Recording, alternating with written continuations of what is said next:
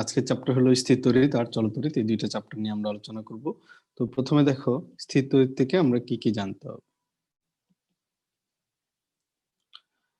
তো ফার্স্টে খেয়াল করো, স্থির তড়িতের মধ্যে প্রথম প্রশ্নটা হলো একদম, এটা হলো সাধারণ জ্ঞানের একটা কোয়েশ্চেন আসতে পারে যে প্রথম বিদ্যুৎ লক্ষ্য করেন কে, বা প্রথম হলো এই বিদ্যুতের ব্যাপারটা যে ঘষলে যে বিদ্যুৎ উৎপন্ন হয়, এই কথাগুলা কে বলছেন।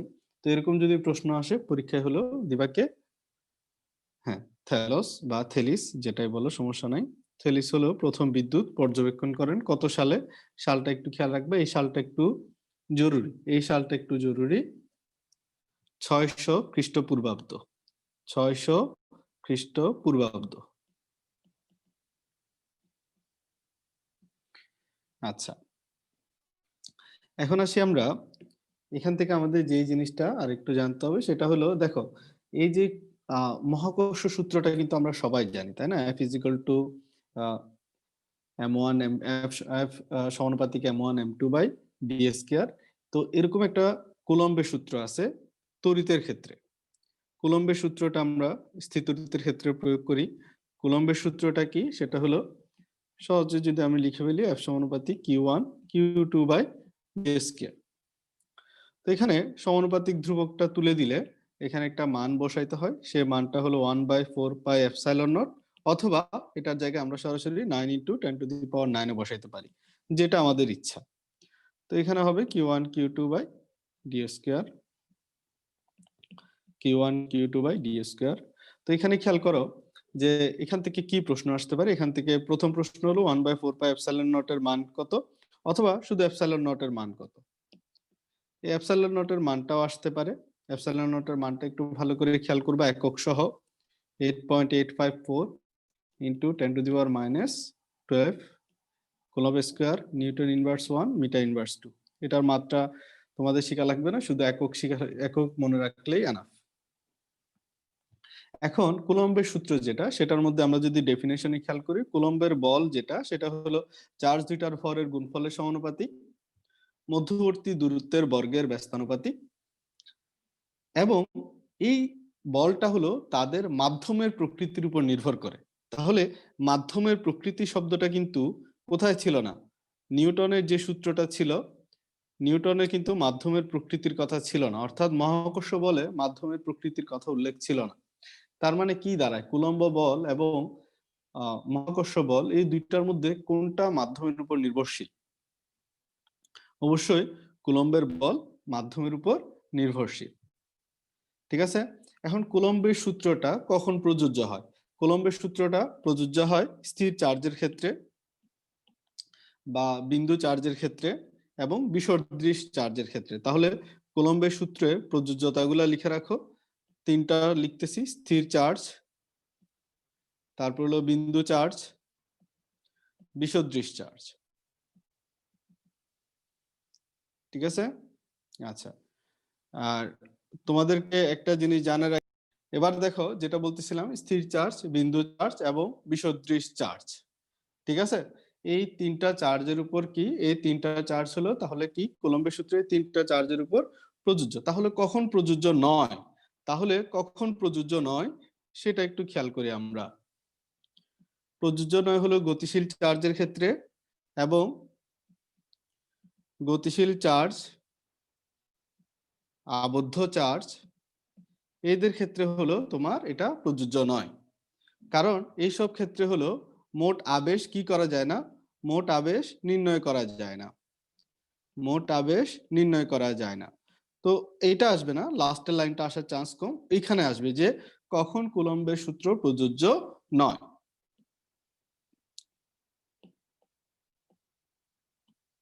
আচ্ছা, এখন আসি আমরা তাহলে কুলম্ব বল এবং মহাকর্ষ বল। একটু খেয়াল করো, কুলম্ব বল এবং মহাকর্ষ বল, তো এই দুইটা দিয়ে যখন আমরা একটু একই সাথে আলোচনা করব, একটু খেয়াল করো, কুলম্ব বল এবং মহাকর্ষ বল। কুলম্ব বল যেটা, সেটা হলো আকর্ষণ ধর্মীয় হতে পারে, বিকর্ষণ ধর্মীয় হতে পারে। কিভাবে? যেহেতু Q1 Q2, ঠিক আছে, দুইটা চার্জ আছে, একটা পজিটিভ একটা নেগেটিভ ধরো, তাহলে দুইটা চার্জ পজিটিভ নেগেটিভ ইনটু করলে কত আসে? মাইনাস। আবার দুইটা চার্জ যদি পজিটিভ হয় তাহলে পজিটিভ, দুইটা চার্জ যদি নেগেটিভ হয় তাহলে মাইনাসে মাইনাসে কি হয়ে যাচ্ছে, প্লাস হয়ে যাচ্ছে। এখানে একটা জিনিস খেয়াল রাখবা, সমধর্মী চার্জের মধ্যে সব সময় বিকর্ষণ হয়, আর বিপরীতধর্মী চার্জের মধ্যে কি হয়, আকর্ষণ হয়। এজন্য কুলম্বের বল কি হয়, কুলম্বের বল আকর্ষণধর্মী বা বিকর্ষণধর্মী দুই ধরনের হয়ে থাকে।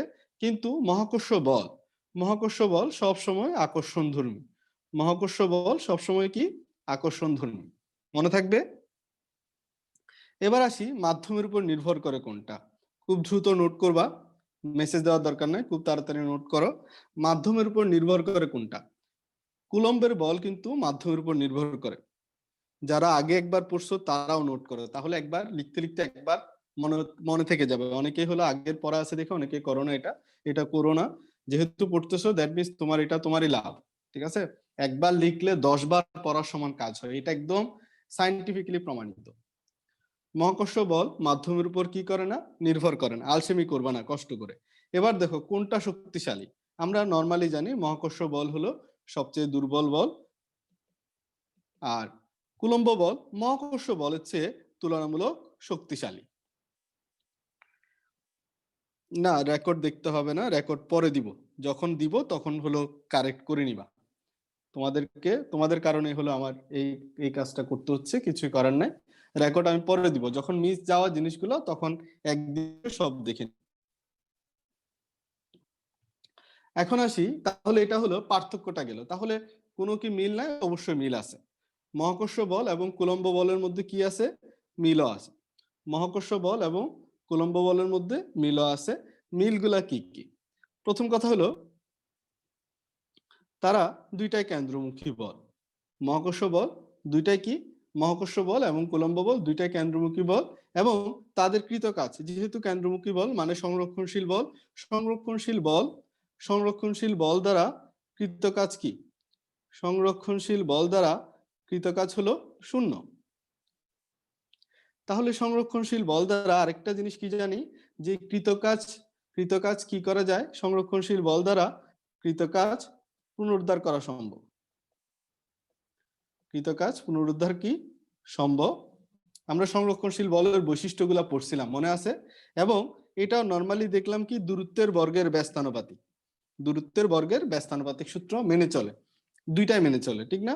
দেখবা এখানেও কুলম্বের বলও F সমানুপাতিক 1/d² আছে, আবার তুমি মহাকর্ষ বলেও যাও F সমানুপাতিক 1/d² আছে, অর্থাৎ দুই দিকে মিল আছে।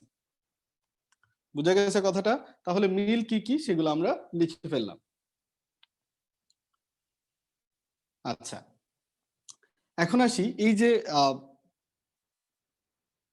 যে কিছু কুলম্বের বলের ক্ষেত্রে, যেমন কুলম্ব কিছু একটা একক না, চার্জের একক কি কুলম্ব আমি বলি না, তো এই চ্যাপ্টারে কয়েকটা একক আছে যে এককগুলা সম্পর্কে তোমার ক্লিয়ার ধারণা থাকতে হবে। যেমন আধান ঘনত্ব, আধান ঘনত্বের একক সম্পর্কে ক্লিয়ার ধারণা থাকতে হবে। আধান ঘনত্বের একক কি, কুলম্ব পার মিটার স্কয়ার। তারপর যদি বলি তড়িৎ বিভব, তড়িৎ বিভবের একক কি, তোমাদের বলতেছি রেকর্ড কিন্তু এখন পাবা না, সো ক্লাস কেউ মিস করবা না। তড়িৎ বিভবের একক কি, জুল পার কুলম্ব। তড়িৎ ক্ষেত্র ও তড়িৎ প্রাবল্য, তড়িৎ প্রাবল্যের একক কি, নিউটন পার কুলম্ব। আর কোন একক কি আছে তড়িৎ ক্ষেত্র বা তড়িৎ প্রাবল্যের আরেকটা একক আছে, কেউ বলতে পারবা? নিউটন পার কুলম্ব বাদে ভোল্ট পার মিটার, সাবাস, ভোল্ট পার মিটার। এই তিনটা একক তোমার এই চ্যাপ্টারের তিনটা একক খুবই গুরুত্বপূর্ণ। আরেকটা লিখে ফেলো, সেটা হলো ভেদন যোগ্যতার একক, ঠিক আছে, সবারটাই হচ্ছে ভেদন যোগ্যতার একক। ভেদন যোগ্যতার একক দুইটা একক আছে, coulomb square newton per metre square, ঠিক আছে, আরেকটা হলো ফ্যারাড পার মিটার। এই দুইটা একক খেয়াল রাখবা, ভেদন যোগ্যতার একক। তো এগুলা ভালো করে খেয়াল রাখার চেষ্টা করবে, এককগুলা এই চ্যাপ্টার এককগুলো আমি একসাথে করে দিলাম, নোট করে রাখো, পড়তে সুবিধা হবে। এখন আসি এই যে চার্জ গুলা এক জায়গা থেকে আরেক জায়গায় যায়, তড়িৎ বল রেখা সৃষ্টি করে, এই তড়িৎ বল রেখাগুলার ধর্ম এবং আবিষ্কারক, এই দুইটা জিনিস মোস্ট ইম্পর্টেন্ট। তড়িৎ বলরেখার ধর্ম এবং বৈশিষ্ট্য মোস্ট ইম্পর্টেন্ট। তড়িৎ বলরেখার ধর্ম, প্রথমে আসি তড়িৎ বলরেখার আবিষ্কারককে। তড়িৎ বলরেখার আবিষ্কারককে ফ্যারাডে। সাবাস, তড়িৎ বলরেখার আবিষ্কারককে ফ্যারাডে। আর তড়িৎ বলরেখার ধর্মগুলা কি কি? তড়িৎ বলরেখার ধর্ম হলো, এগুলো হলো খোলা বক্ররেখা। এগুলো হলো কি? খোলা বক্ররেখা। এবং এরা আড়াআড়ি ভাবে পার্শ্ব চাপ দেয়। এরা কি হয়? আড়াআড়ি ভাবে পার্শ্ব চাপ দেয়। আমি তোমাদেরকে বলে দিব কোনটা, কোন বৈশিষ্ট্যটা বেশি মনে রাখতে হবে। আড়াআড়ি ভাবে কিন্তু পার্শ্ব চাপ দেয়। এরা এরা কখনো পরস্পরকে ছেদ করে না। এরা কখনো পরস্পরকে কি করে না? ছেদ করে না। তড়িৎ বলরেখাগুলো কখনো পরস্পরকে কি করে না? ছেদ করে না। সংকুচিত হয় কোন বরাবর? দৈর্ঘ্য বরাবর নাকি প্রস্থ বরাবর? সংকুচিত হয় কোন বরাবর? দৈর্ঘ্য বরাবর সংকুচিত হয়। দৈর্ঘ্য বরাবর কি হয়? সংকুচিত হয়। দেখো, কালো কলম দিয়ে যেটা লিখছি এটা অনেক বেশি দরকারি একটা জিনিস। কোন বরাবর সংকুচিত হয়? এটা হলো দৈর্ঘ্য বরাবর সংকুচিত হয়। ধনাত্মক চার্জিত পৃষ্ঠ থেকে শুরু হয়, ধনাত্মক চার্জিত পৃষ্ঠ থেকে শুরু হয় এবং ঋণাত্মক পৃষ্ঠে গিয়ে শেষ হয়। অর্থাৎ ধনাত্মক পজিটিভ চার্জ থেকে সৃষ্টি হয়ে কোথায় গিয়ে শেষ হবে? নেগেটিভ চার্জ যুক্ত পৃষ্ঠে গিয়ে কি হয়? শেষ হয়। আচ্ছা, একই পরিবাহিতে তড়িৎ বলরেখা শুরু বা শেষ দুইটা একসাথে হতে পারে না। একই পরিবাহিতে কোনো তড়িৎ বলরেখা শুরু এবং শেষ একসাথে হতে পারে না।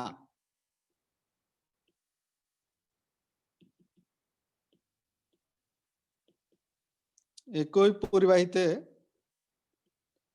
তড়িৎ বলরেখার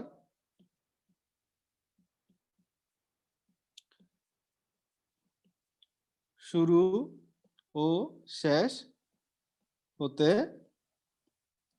পারে না। বুঝা গেছে জিনিসটা?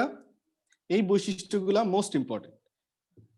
আর তোমাদেরকে একটা জিনিস ভালো করে বলে রাখি, সেটা হলো মেডিকেল এডমিশনে বারবারই বলার জিনিস হলো ফিজিক্সের যেগুলা টাফ টপিকস আছে এগুলা থেকে প্রশ্ন আসে না। যেমন বৈশিষ্ট্য থেকে প্রশ্ন আসে, একক থেকে প্রশ্ন আসে, তারপর হলো মান থেকে প্রশ্ন আসে, এমসিকিউ থেকে প্রশ্ন আসে। তো দ্যাট মিনস তোমাকে খুব বেশি পরিশ্রম করা লাগবে না। এখন তুমি হয়তো বলতে পারো, ভাই আপনার কোয়েশ্চেন গুলা কেন করেন এভাবে? আমার কথা হলো, আমি কোয়েশ্চেন করতেছি তোমার ওভারঅল বইটার প্রতি যাতে তুমি ধারণা রাখো। কিন্তু তোমার মেইন ফোকাসটা যেগুলা করতে হবে সেটা হলো আমি ক্লাসে যে টপিকস ধরে ধরে আগাই সেই টপিকস গুলা তুমি ভালো করে মনোযোগ দিবা, বেশি মনোযোগ দিবা সেই জায়গায়। এখন তোমার পরীক্ষায়, ক্লাস পরীক্ষায় কমন পড়ুক না পড়ুক, আমি তোমারে পড়াচ্ছি মেইন পরীক্ষা টার্গেট করে। সো মেইন পরীক্ষা টার্গেট করে পড়াচ্ছি, যেহেতু তোমার মাথায় রাখতে হবে আমি যেটা পড়াচ্ছি সেটা মেইন পরীক্ষার জন্য জরুরি। পরীক্ষায় আমি প্রশ্ন দিতেও পারি, একটু আধটু উল্টাপাল্টা কোয়েশ্চেন দেওয়াটা নিয়ম, এটা যাতে স্টুডেন্টের কনফিডেন্স কখনো হাই না হয়ে যায়। বুঝছো ব্যাপারটা? এই জন্য তো সবই ভেঙে বলে দিচ্ছি, আর কিছুই না, টেনশনের কিচ্ছু না। ফিজিক্সটাকে ইজিলি নাও এবং একক, মান, মাত্রা, তারপর হলো বৈশিষ্ট্য, আবিষ্কারক, এমসিকিউ এগুলোর দিকে মনোযোগ দিয়ে হলে হবে। ঠিক আছে? একদম ডিপে গিয়ে পড়তে হবে। চার্জটা এদিক থেকে গিয়ে ওদিকে কেন যাচ্ছে না, ওটা কেন ভাঙতেছে না, এটা কেন দৈর্ঘ্য বরাবর কেন সংকুচিত হচ্ছে, প্রস্থ বরাবর কেন হচ্ছে না, এটা নিয়ে ভাবার সময় এখন নাই। বুঝছো জিনিসটা? তোমার জাস্ট মনে রাখতে হবে দৈর্ঘ্য বরাবর সংকুচিত হচ্ছে, দ্যাট মিনস দৈর্ঘ্য বরাবর সংকুচিত হচ্ছে। এর পরের লাইন, আগের লাইন তোমার মনে করার কোনো দরকার নাই, বা তোমার নিজের আবিষ্কার করার দরকার নাই। টমাস আলভা এডিসন হওয়ার জন্য অনেক টাইম পড়ে আছে। যদি মেডিকেলে না হয় তখন পরে গিয়ে ফিজিক্সের উপর গবেষণা করার জন্য সারাটা জীবন পড়ে থাকবে। এটা প্রত্যেকটা সাবজেক্টের ক্ষেত্রে সেম কথা। আচ্ছা, এবার দেখো, তাহলে আমরা আধান ঘনত্বের এককটা মনে রাখবো ভালো করে। কেউ যদি চাও সূত্র মনে রাখতে তাও রাখতে পারো। আধান ঘনত্বের একক থেকে আমরা সূত্রটা পেয়ে যাই। দেখো, আধান ঘনত্বের একক কি? Coulomb per metre square. Coulomb মানে কি? চার্জ। আর মিটার স্কোয়ারটা কখন আসে, যখন ক্ষেত্রফল থেকে আসে। তাহলে আধান ঘনত্বকে যদি আমরা এটা দিয়ে প্রকাশ করি তাহলে কি দাঁড়াচ্ছে, আধান ঘনত্ব is equal to charge by ক্ষেত্রফল, একক দাঁড়াচ্ছে কুলম্ব পার মিটার স্কোয়ার। বুঝা গেছে জিনিসটা? অনেক সময় তড়িৎ প্রাবল্যের সাথে আধান ঘনত্বের সম্পর্ক আসে। তো তড়িৎ প্রাবল্যের সাথে আধান ঘনত্বের সম্পর্ক হলো আধান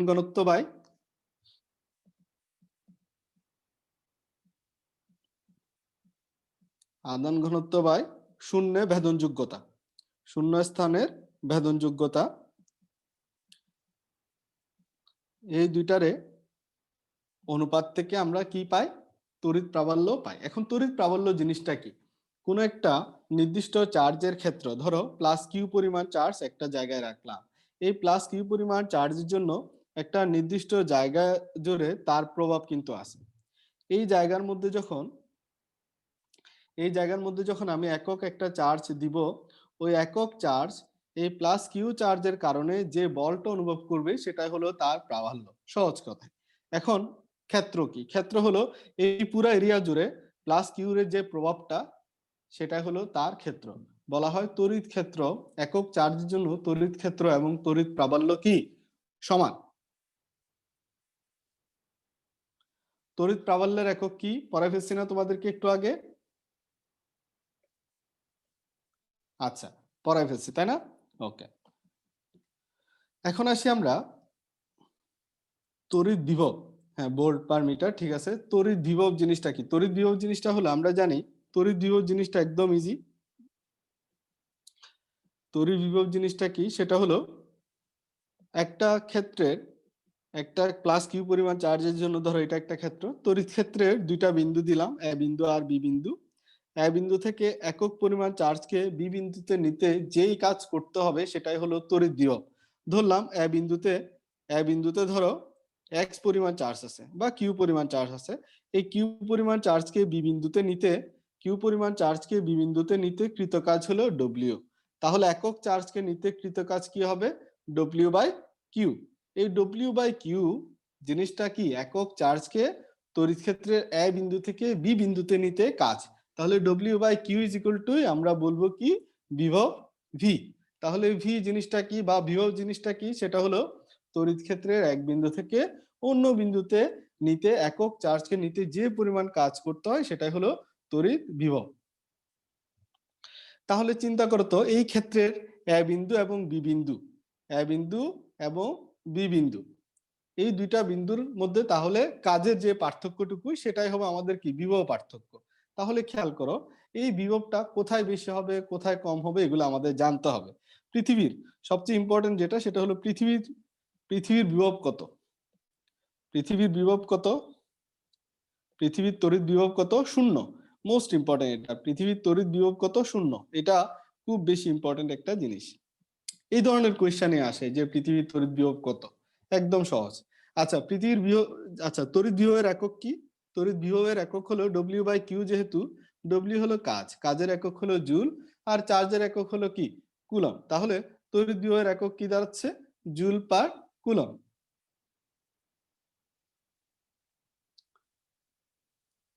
একটা একক সম্পর্কে একটু জেনে রাখো, সেটা হলো 1 electron volt is equal two কত জুল।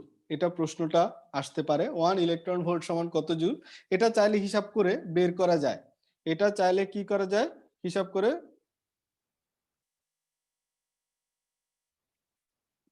Joule per coulomb. আচ্ছা, এটা তো লিখছি কত জুল, এটা খেয়াল করো 1 ইলেকট্রন ভোল্ট সমান কত জুল, এটা বলো তো একটু।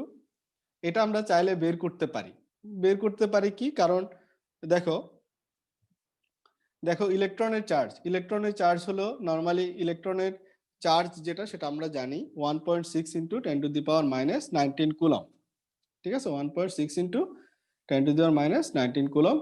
তো ওই জিনিসটাকে যদি আমরা 1 ইলেকট্রন ভোল্টকে জুলে কনভার্ট করি তাহলে আনসার আসবে কত, 1.6 into 10 to the power minus 19 joule. আচ্ছা, এখন খেয়াল করো, এখন খেয়াল করো 1 মেগা ইলেকট্রন ভোল্ট সমান কত জুল।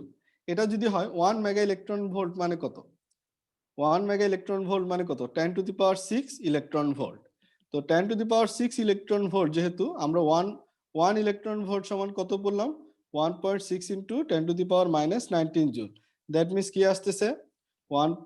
1.6 into 10⁻⁻13 joule.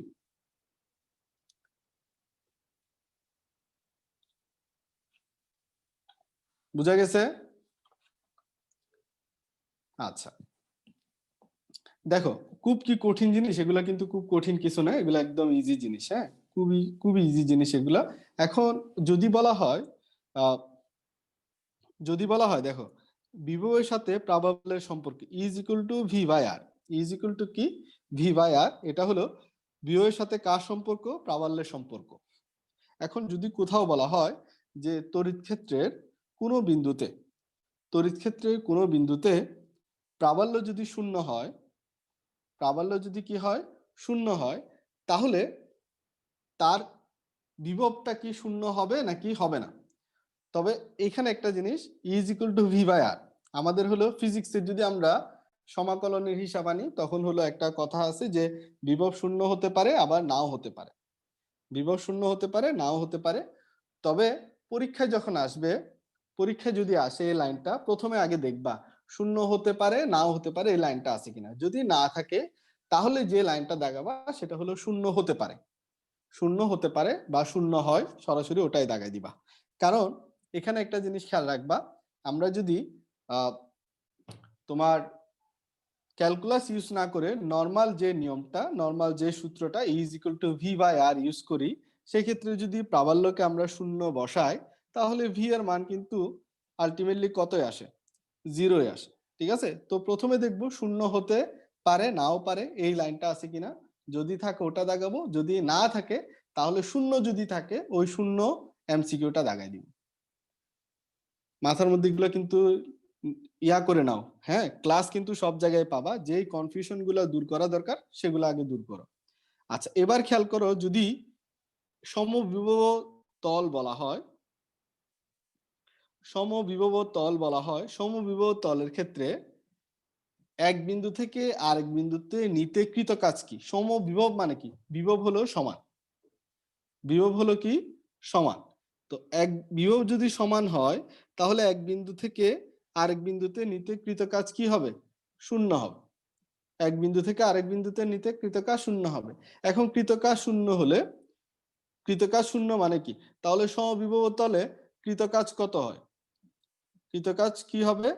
সমবিভব তলে কৃতকাজ কত হবে? শূন্য হবে। আচ্ছা, এই কয়টা কথা একটু খেয়াল রাখবা। আগের প্রশ্নটা হলো তড়িৎ ক্ষেত্রের কোনো বিন্দুতে তড়িৎ প্রাবল্য শূন্য হলে তড়িৎ বিভব কি শূন্য হবে নাকি হবে না? এটা হলো আগের প্রশ্নটা।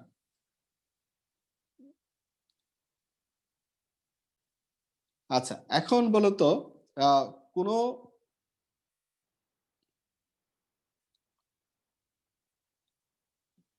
এখন খেয়াল করো, যদি বলি আমরা এই যে আহ ধারক জিনিসটা কি? ধারক কে বলতে পারবা?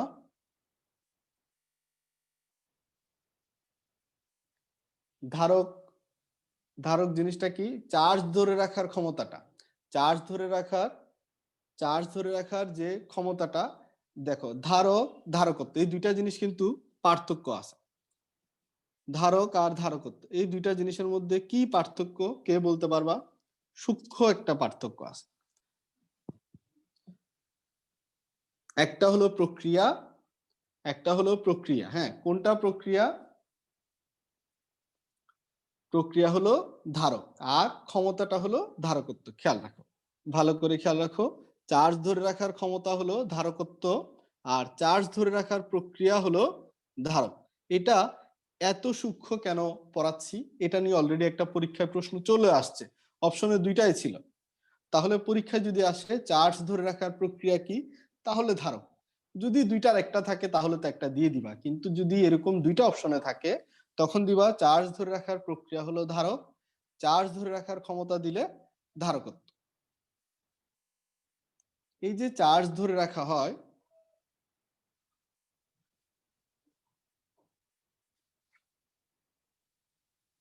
এই যে চার্জ ধরে রাখা হয় শুনতেছো তোমরা কথা? সাউন্ড কি ক্লিয়ার না? আচ্ছা, সাউন্ড তো ক্লিয়ার। যা সমস্যা হচ্ছে সে একটু নিজে চেষ্টা করো। আমার এখানে সবই ঠিক আছে। তাহলে দেখো, চার্জ ধরে রাখার প্রক্রিয়াকে কি বলা হয়? ধারক। আর চার্জ ধরে রাখার ক্ষমতাটা হলো ধারকত্ব। এখন ধারকত্ব কি কি বিষয়ের উপর নির্ভরশীল? মোস্ট ইম্পর্টেন্ট একটা এমসিকিউ এই চ্যাপ্টারের এখান থেকে আসার জন্য, খুব গুরুত্বপূর্ণ একটা জায়গা এটা, যে ধারকত্ব কি কি বিষয়ের উপর নির্ভর করে।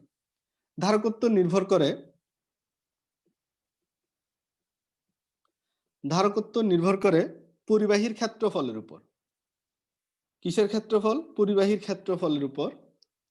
পরিবাহীর চারপার্শ্বস্থ মাধ্যমের উপর। পরিবাহীর চারপার্শ্বস্থ মাধ্যমের উপর। পরিবাহীর মধ্যবর্তী দূরত্বের উপর।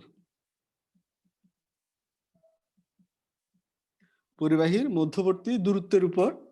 এবং সবার শেষে হলো ভূসংযুক্ত পরিবাহী। এই চারটা জিনিসের উপর ধারকত্ব কি করে? নির্ভর করে। ক্ষেত্রফলের উপর, চারপার্শ্বস্থ মাধ্যমের উপর, মধ্যবর্তী দূরত্বের উপর এবং ভূসংযুক্ত পরিবাহীর উপর। প্রথমে আসি পরিবাহীর ক্ষেত্রফলের সাথে ধারকত্বের সম্পর্ক কি। পরিবাহীর ক্ষেত্রফলের সাথে ধারকত্বের সম্পর্ক হলো সমানুপাতিক সম্পর্ক। অর্থাৎ কোনো পরিবাহীর ক্ষেত্রফল যত বেশি হবে, তার চার্জ ধরে রাখার ক্ষমতাটাও তত বেশি হবে। চারপার্শ্বস্থ মাধ্যম সেম। চারপার্শ্বস্থ মাধ্যমটা কিভাবে হবে? সেটা হলো ডাইইলেকট্রিক ধ্রুবক বলতে একটা কথা আছে, এপসাইলন আর। এটার মানের উপর নির্ভর করে। এটার মান যত বেশি হবে, ধারকত্ব তত বেশি হবে। এখন ডাইইলেকট্রিক ধ্রুবক কি, এটা এর পরে আসতেছি আমরা। মধ্যবর্তী দূরত্ব যত বাড়বে, ধারকত্ব তত কমবে। এখন আমরা যে ধারকত্বটা নিয়ে আলোচনা করতেছি, মধ্যবর্তী দূরত্ব বাড়লে ধারকত্ব কমে। এটা মূলত সমান্তরাল পাত ধারকের ক্ষেত্রে এই কথাগুলা আমরা বলে থাকি। তাহলে এটা কি ধরনের সম্পর্ক? ব্যস্তানুপাতিক। তাহলে মধ্যবর্তী দূরত্বের ব্যস্তানুপাতিক। এবং ভূসংযুক্ত পরিবাহীর ক্ষেত্রে মনে রাখবা, সমজাতীয় চার্জগ্রস্ত বস্তু থাকলে ধারকত্ব কমবে, বিপরীত চার্জগ্রস্ত বস্তু থাকলে ধারকত্ব বাড়বে। তাহলে এই দুইটা কথা একটু আমরা শর্টকাটে লিখে রাখি।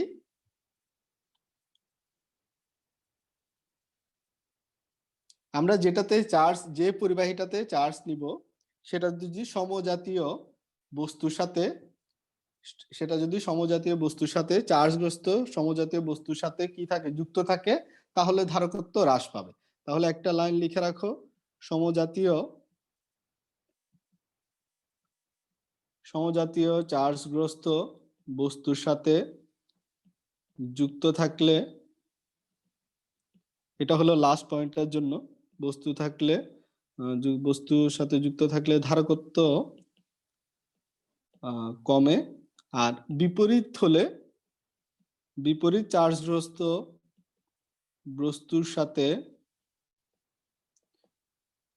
যুক্ত থাকলে ধারকত্ব বাড়ে।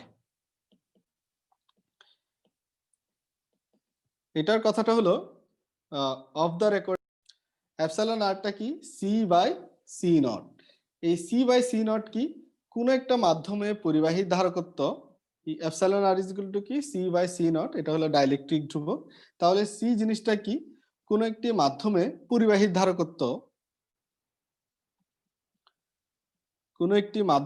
পরিবাহীর ধারকত্ব, এবং C0 মানে কি? এটা হলো শূন্য মাধ্যমে বা বায়ুতে, শূন্য স্থানে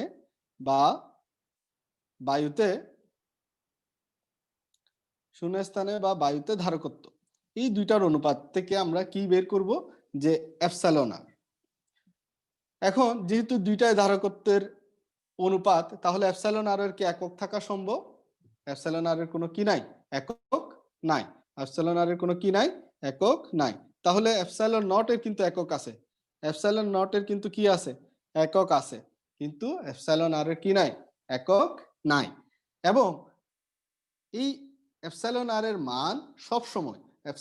মান সবসময় কি হবে? একের চেয়ে বড় হবে। এর কারণ কি? মনে রাখবা, শূন্য স্থানে ডাইইলেকট্রিক ধ্রুবকের মান হলো কত? 1। শূন্য স্থানে ডাইইলেকট্রিক ধ্রুবকের মান কত 1। তাহলে শূন্য স্থানের চেয়ে বাকি যতগুলা জায়গা আছে সেই জায়গাগুলাতে ডাইইলেকট্রিক ধ্রুবকের মান কি হবে, বেশি হবে। যেমন বায়ুতে ডাইইলেকট্রিক ধ্রুবকের মান কত 1 পয়েন্ট কয়টা জিরো 1.305 হলো ডাইইলেকট্রিক ধ্রুবকের মান কোথায়, বায়ুতে। আচ্ছা, ভেরি গুড। দেখো তারপরে দেখো হয়েছে। আচ্ছা, এবার আমারে লিখতে দাও। এবার দেখো মোমে ডাইইলেকট্রিক ধ্রুবকের মান কত, মোমে ডাইইলেকট্রিক ধ্রুবকের মান হলো 2। এবার দেখো মোমে ডুবানো কাগজ যদি বলি তাহলে এটা হচ্ছে 2.7। এই 2.7টা আবার অ্যাম্বারেরও হয়। অ্যাম্বারেরও কত 2.7। আচ্ছা, এবার দেখো পলিথিনের ডাইইলেকট্রিক ধ্রুবকের মান কত, পলিথিনের ডাইইলেকট্রিক ধ্রুবকের মান হলো 2.3। পলিথিনের ডাইইলেকট্রিক ধ্রুবকের মান কত 2.3। ইভোনাইট দেখো 2 এর ঘরে কি কি আছে, ইভোনাইটের ডাইইলেকট্রিক ধ্রুবকের মান কত 2.8। ইভোনাইট মনে রাখবা কি 8। ইভোনাইট কত 2.8।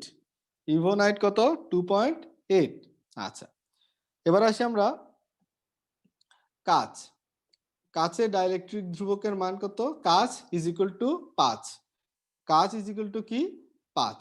5 কত 5.10 5.10। এগুলা কিন্তু এগুলা দেখো দশমিকের পরের অংশ সহ শিখাচ্ছি। তার মানে কি দশমিকের পরের অংশ সহ তোমার অ্যাকুরেটলি মনে রাখার চেষ্টা করতে হবে। এবার আসি আমরা পোর্সেলিনের কত 6.5। পোর্সেলিনের কত 6.5। পোর্সেলিন কত 6.5। অভ্রর কত, অভ্রর হলো 7। অভ্রর কত 7। আচ্ছা, পানি কত, পানির হলো 20 বা 80। 20 বা 80। পানি কত 20 বা 80, দুইটা যে কোনো একটা, হয় 20 না হলে 80, যেটা অপশনে দেখো সেটাই। বরফের কত, বরফের হলো 94 বা 3। বরফের কত 94 বা 3, যে কোনো একটা।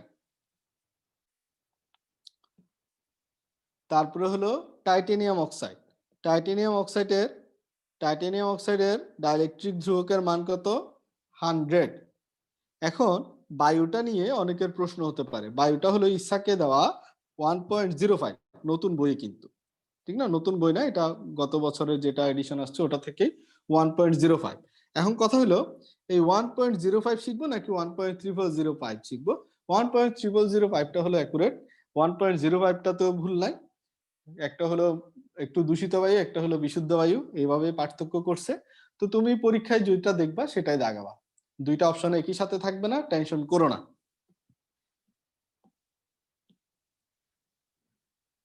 এখন এই যে চার্জ ধরে রাখে ধারক যে চার্জটা ধরে রাখে, ধারকত্ব বা ধারক যে প্রক্রিয়ায় চার্জটা ধরে রাখে, সেই চার্জটা কি পূর্ণ সংখ্যা আকারে ধরে রাখে নাকি ভগ্নাংশ আকারে ধরে রাখে?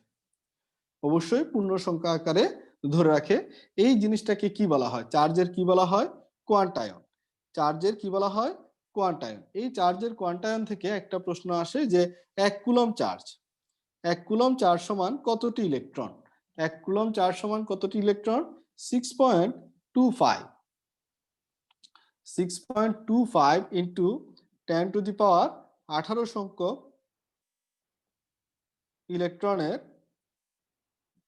ইলেকট্রনের চার্জ হলো 1 কুলম্ব চার্জের সমান। এখন প্রশ্ন হলো কোন বস্তুর চার্জ ভগ্নাংশ হতে পারে না, এই কথাটা আমরা সবাই জানি। তাহলে এটাকে আমরা লিখতে পারবো যে 5.5 ইলেকট্রন বা 2.5 ইলেকট্রন বা 4.5 ইলেকট্রন, এভাবে কি লিখতে পারবো? এভাবে লিখতে পারবো না। কারণ কি বললাম, ভগ্নাংশ আকারে চার্জ জমা রাখতে পারে না।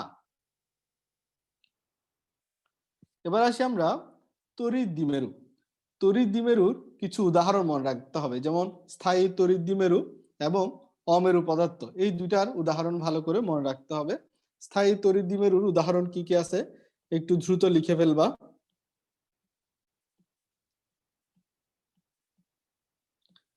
স্থায়ী তড়িৎ দ্বিমেরু কি কি আছে? একটা হলো পানি, তারপর হলো অ্যামোনিয়া,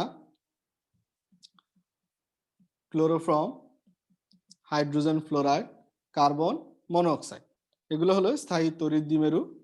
আর অমেরুবর্তী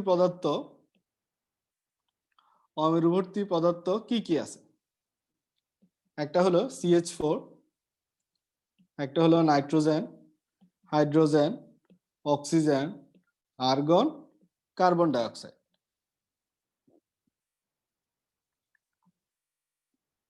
মনে থাকবে?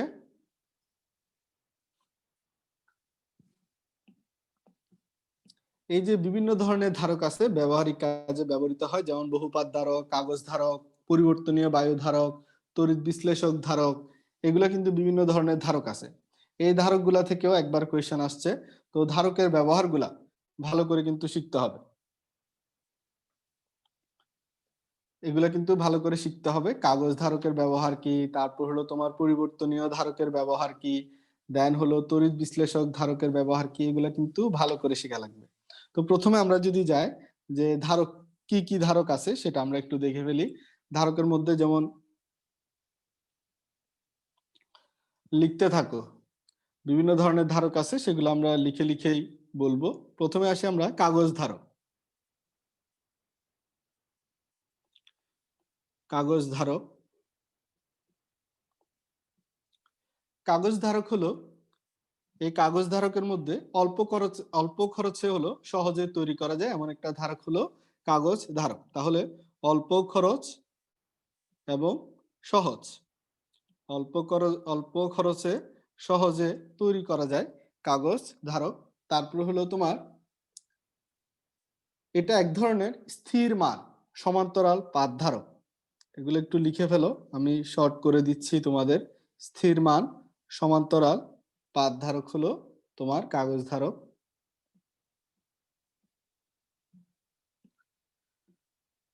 তারপর হলো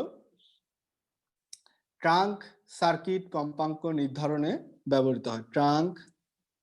ট্রাঙ্ক সার্কিট কম্পাঙ্ক নির্ধারণে ব্যবহৃত হয়। কম্পাঙ্ক নির্ধারণে ব্যবহৃত হয়। এই তিনটা লাইন ভালো করে খেয়াল রাখবা কাগজ ধারক থেকে, মনে থাকবে। এবার আসি আমরা পরিবর্তনীয় ধারক।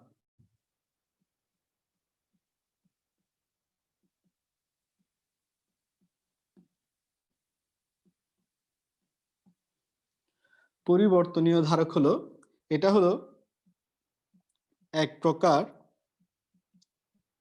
বায়ু মাধ্যম, অর্থাৎ মাঝখানে কি থাকবে? বায়ু থাকবে। এবং এটা কি ধরনের? সমান্তরাল পাত ধারক। তোমরা কি লিখতেছো? সমান্তরাল পাত ধারক। তারপর দেখো এটা ব্যবহার করা হয় কোথায়? বেতার গ্রাহক যন্ত্রে টিউনের কাজে ব্যবহার করা হয়। বেতার গ্রাহক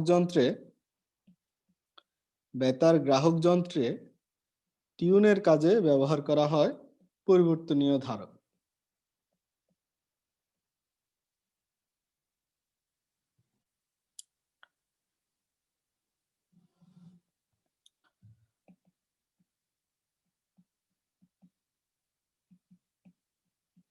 আচ্ছা, এবার আসি আমরা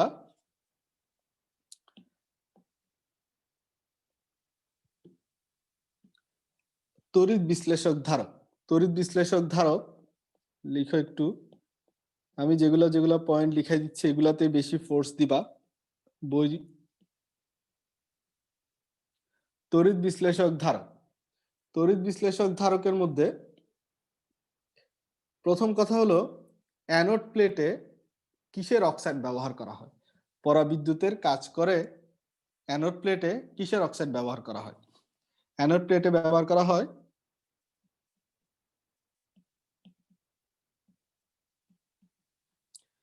অ্যানোড প্লেটে ব্যবহার করা হয় কি অ্যালুমিনিয়াম অক্সাইড। অ্যালুমিনিয়াম অক্সাইড ব্যবহার করা হয়, সাবাস, অ্যালুমিনিয়াম অক্সাইড ব্যবহার করা হয়। এবং এটার কাজ কি? অ্যালুমিনিয়াম অক্সাইডের কাজ কি? এটা হলো পরাবিদ্যুতের কি করে? কাজ করে। এটা কি করে? পরাবিদ্যুতে কাজ করে। মনে থাকবে। এবার আসি 2 নাম্বার পয়েন্ট। বেতার গ্রাহক যন্ত্রে ব্যবহৃত হয়। ভালো করে খেয়াল করো, বেতার গ্রাহক যন্ত্রে ব্যবহৃত হয়। আগেরটাতে কি ছিল? আগেরটাতে কি ছিল দেখো, বেতার গ্রাহক যন্ত্রে টিউনের কাজ। এই টিউন শব্দটা যদি থাকে তাহলে পরীক্ষায় আনসার করবা। পরীক্ষায় যদি বলে বেতার গ্রাহক যন্ত্রে টিউনের কাজে ব্যবহার করা হয় কোনটা, সেটা হলো পরিবর্তনীয় ধারক। আর যদি বলে বেতার গ্রাহক যন্ত্রে ব্যবহৃত হয় কোনটা, সেটা হলো তড়িৎ বিশ্লেষক ধারক। লাস্ট পয়েন্ট, সেটা হলো কম জায়গায়, কম জায়গায় বেশি তড়িৎ ধরে রাখতে পারে এমন একটা হলো তড়িৎ বিশ্লেষ্য ধারক। এই জিনিসগুলো একটু ভালো করে খেয়াল রাখবা। এই 3টা ধারকের ব্যবহার খেয়াল রাখবা। এখন আসি আমরা ধারকের এছাড়া যদি অন্য বইয়ের একটা ব্যবহার আছে সেটাও বলে দিচ্ছি। ধারকের নরমাল কাজটা কি? ধারকের কাজ হলো বেশি করে চার্জ ধরে রাখা। ধারকের মেইন কাজ কি? সেটা হলো কম জায়গার মধ্যে বেশি বিদ্যুৎ সঞ্চয় করা। তারপর হলো ফ্ল্যাশ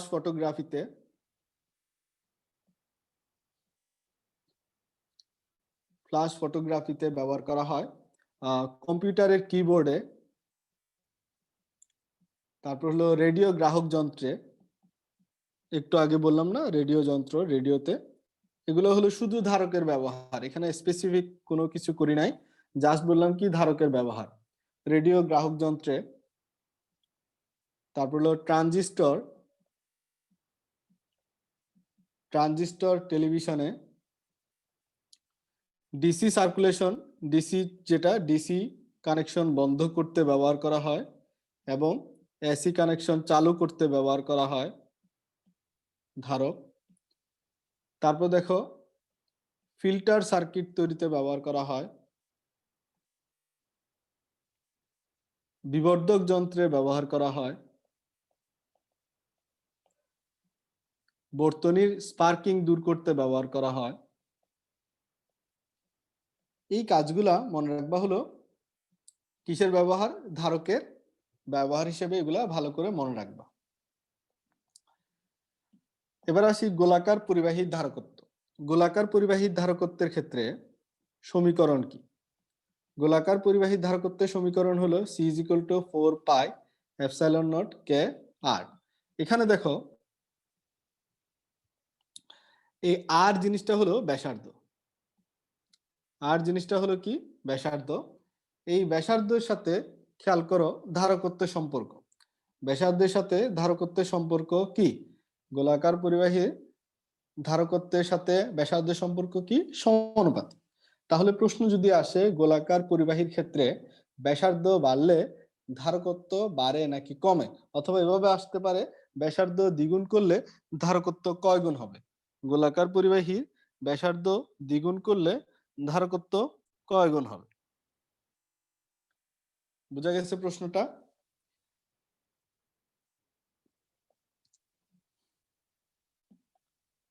ওকে, তাহলে আমার আর এখানে বলার কিছু নাই। এখন আসি আমরা যে গাউসের সূত্র। গাউসের সূত্র কার কার মধ্যে সংযোগ স্থাপন করে বলতো? গাউসের সূত্র হলো তড়িৎ ক্ষেত্র প্রাবল্য এবং তড়িৎ ক্ষেত্র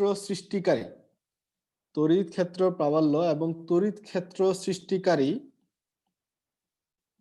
চার্জ বণ্টনের মধ্যে তোমার কি করে? সম্পর্ক স্থাপন করে। তাহলে গাউসের সূত্র কার কার মধ্যে সম্পর্ক স্থাপন করে? তড়িৎ ক্ষেত্র প্রাবল্য এবং তড়িৎ ক্ষেত্র সৃষ্টিকারী চার্জ বণ্টনের মধ্যে সম্পর্ক স্থাপন করে। এই তড়িৎ প্রাবল্যগুলা গোলকের বাইরের কোনো বিন্দুতে কত হবে? গাউসের সূত্র মতে আহিত গোলকের বাইরের কোনো বিন্দুতে তড়িৎ প্রাবল্য কত, উপরে কোনো বিন্দুতে তড়িৎ প্রাবল্য কত, অভ্যন্তরে কোনো বিন্দুতে তড়িৎ প্রাবল্য কত, এই প্রশ্নগুলা পরীক্ষায় আসে। তো গাউসের সূত্র মতে যে গোলকের আহিত গোলকের বাইরের কোনো বিন্দুতে, আহিত গোলকের বাইরের কোনো বিন্দুতে তড়িৎ প্রাবল্য কত? E is equal to 1/4πε0 q/r square. উপরে কোনো বিন্দুতে তড়িৎ প্রাবল্য E is equal to,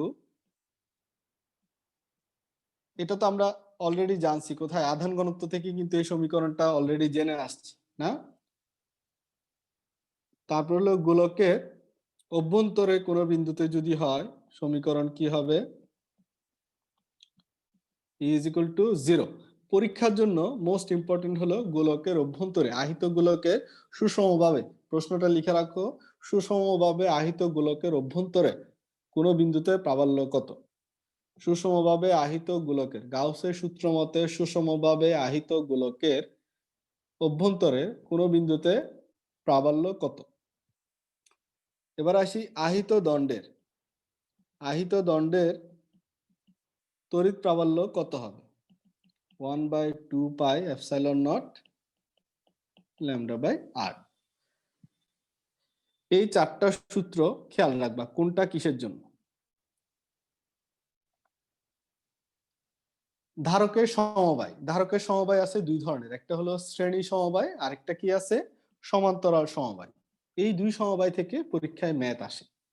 ধারকের সমবায় কয় প্রকার? ধারকের সমবায় কয় প্রকার? ধারকের সমবায় হলো দুই প্রকার। এই যে দুই প্রকার, একটা হলো শ্রেণী সমবায়, আরেকটা হলো কি? সমান্তরাল সমবায়। একটা হলো শ্রেণী সমবায়, আরেকটা হলো সমান্তরাল সমবায়। এই যে শ্রেণী সমবায়, এটা হলো 1/CS is equal to 1/C1 plus 1/C2 plus 1/C3 plus ... সমান্তরাল সমবায়ের সমীকরণ কি? CP is equal to C1 plus C2 plus C3। ঠিক আছে, এখান থেকে কি ম্যাথ আসতে পারে? ম্যাথটা সেরকম যে ধরো বলতে পারে যে তিনটি ধারকের ধারকত্ব 1 2 3 মাইক্রোফ্যারাড। তিনটি আচ্ছা এভাবে না, আরেকটা প্রশ্ন আসতে পারে, তিনটি সমান ধারকের শ্রেণীতে সংযুক্ত ধারকত্ব সমান্তরাল ধারকত্বের কত গুণ? ঠিক আছে, এভাবে প্রশ্ন আসতে পারে, তিনটি সমান ধারকের শ্রেণীতে সংযুক্ত ধারকত্ব সমান্তরাল ধারকত্বের কত গুণ, এভাবে প্রশ্নটা আসতে পারে। তো প্রশ্নটা তোমরা অলরেডি এই ধরনের ম্যাথ করে থাকার কথা, তো তবু আমি একটা করাই দিচ্ছি। তো তিনটা সমান ধারক মানে কি? C1 C2 C3 তিনটাই হলো সমান। সি বললাম কি? তিনটি ধারকের শ্রেণীতে সংযোগ করলে কত আসতেছে? 1/C plus 1/C plus 1/C, অর্থাৎ কি আসতেছে 3/C। দ্যাট মিনস CS যদি হয় তাহলে এটা উল্টে যাবে, যেহেতু 1/CS আছে, শুধু CS আসলে 1টা নিচে CS টা উপরে, ঠিক এই কারণে C উপরে 3টা নিচে, তাহলে C/3 আসে, তাই না? আবার সমান্তরাল যদি হিসাব করি, CP is equal to C plus C plus C, that means 3C। তো এখানে প্রশ্নটা হলো যে শ্রেণী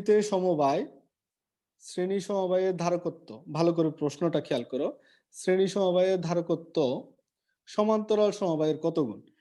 অর্থাৎ সমান্তরাল সমবায়ের কত গুণ? এই প্রশ্নটা ভালো করে খেয়াল করো, সমান্তরাল সমবায়ের কত গুণ? তো এখানে খেয়াল করো, সমান্তরাল সমবায়, তাহলে সিপি এর কত গুণ ইজ ইকুয়াল টু সিএস, তাহলে CS is equal two CP into কত, এটা বের করতে হবে। বাম পাশে শুধু সিএস থাকবে, তাহলে বাম পাশে যদি সিএস থাকে তাহলে খেয়াল করো এখানে এই জায়গাটায় খেয়াল করো, CS is equal two C/3, তাহলে C/ যেহেতু 3, তাহলে এখানে এই জায়গায় দেখো 3C is equal two CP মানে কি? তাহলে C ইজ ইকুয়াল টু কি দাঁড়াচ্ছে? CP/3 cp/3, তাহলে এই c এর জায়গায় তাহলে আমরা কত বসাই দিই, cp/3 বসাই দিই। দ্যাট মিনস দাঁড়ায় cp/9, অর্থাৎ যেহেতু 9 আসতেছে, cp/9 আসতেছে, দ্যাট মিনস কি cs is equal two cp into 1/9। তাহলে সমান্তরাল সমবায়ের কত গুণ, 1/9 গুণ। ঠিক আছে, এভাবে কিন্তু ম্যাথগুলা খেয়াল রাখতে হবে যে কার কত গুণ চাইছে। পরীক্ষায় কিন্তু 9 গুণ অপশনে থাকবে, অপশনে কিন্তু 9 গুণও থাকবে। তোমাদের পরীক্ষায় আমি দিব, দেখবা যে কেমনে ঝামেলায় পড়ো। আচ্ছা, এগুলো হলো সহজ জিনিস, আমি অত বেশি আর ঝামেলা করতেছি না, তোমরা পারবা, কমন জিনিস। আচ্ছা, এখন এই চ্যাপ্টারে আমরা কিছু ম্যাথমেটিক্যাল কিছু অঙ্ক তোমাদের জন্য দিব, তো দেখবা তোমরা পারো কিনা, আর না পারলে তো আমি আসি। তো প্রথম কথা হলো দুটি চার্জের মধ্যে দূরত্ব যদি 1/3 গুণ করি, 1/3 গুণ করলে তাহলে কুলম্ব বলের মান কত হবে? কুলম্ব বলের মান কত হবে?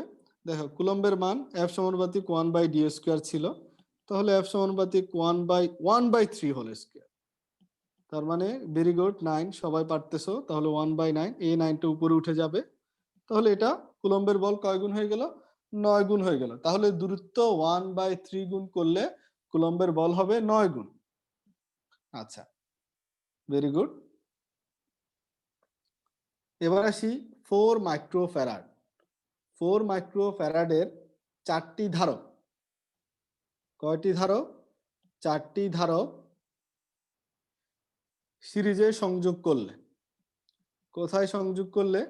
সিরিজে সংযোগ করলে সমতুল্য ধারকত্ব কত হবে? একদম সহজ, সমতুল্য ধারকত্ব কত? ভেরি গুড, সবাই পারতেছো। 1/cs ইজ ইকুয়াল টু কত? 1/c। এরকম কয়টা? 4টা সমান 4 মাইক্রোফ্যারাড, কিন্তু সমান সমান সবগুলাই। তাহলে 4টা 1/c এর জায়গায় যখন 4 বসাইছি, এখানে 4 4 কাটা দিলে আর কত? 1 আসে। তাহলে 1/cs is equal two 1, that means cs is equal two 1। এগুলো আমার মনে হয় তোমরা পারবা। আচ্ছা, 100 কুলম্ব চার্জ হতে 1 মিটার দূরত্বে,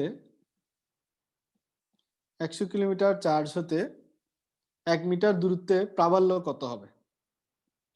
1 মিটার দূরত্বে প্রাবল্য কত হবে? প্রাবল্যের সমীকরণ তো তোমরা জানো।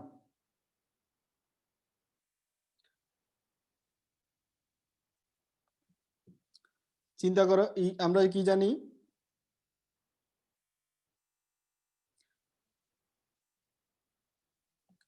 E is equal to কি? E is equal to কত? 9 ইন্টু 9 ইন্টু কত?